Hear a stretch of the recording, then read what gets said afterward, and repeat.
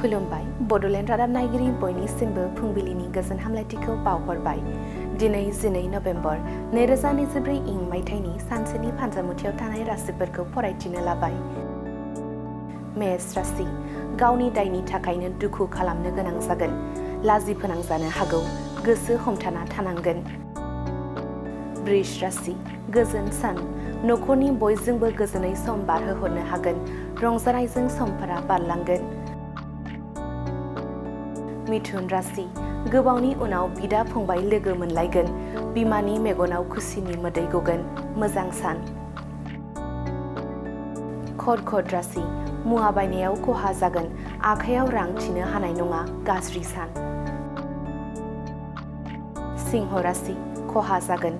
माबाफोर खामानि मावनायनि सिगां बिदानि हेफाजाब लायोब्ला मोजां। साना गाहाम नङा।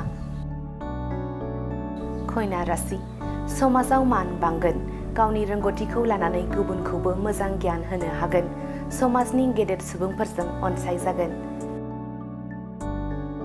तुला राशि, साननाया जाफुंगोन। आंगो लोगोखौ गोबावनि उनाव लोगो मोनगोन। रंजा बाजा सम बारहोहरनो हागोन। वृश्चिक राशि, गोसोनि बायदि मैया साननाया बारा जालांगोन।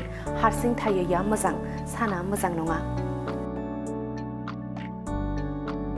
धनु राशि, खामानिया मावब्लाबो जोबनो रोंनाय नङा। गोबां खस्थ' मोनगोन। आंगो सुबुंनि मदद लायोब्ला मोजां। मकर राशि, समाजाव मान सन्मान बांगोन। बिमा बिफाया फिसानि सायाव गोग्गानो हागोन। गाहाम सान। कुम्भ राशि, सांग्रां जानाया गोनां। देहानि थासारिया गाज्रि जागोन। साननाय बायदि जाफुंनाय नङा।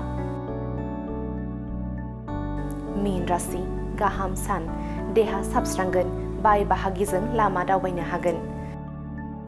दिनैनि राशि फरायथिनाया एसेनोसै। बेजों लोगोसेनो दिनैनि साना बुहुमनि साफ्रोमबो सुबुंफोरनि थाखाय गाहाम जाथों, बेनि थाखाय बड'लेण्ड रादाब नखरनि जानानै इसोरनि खाथियाव आरज गाबनाय थाबाय। गोजोन्थों।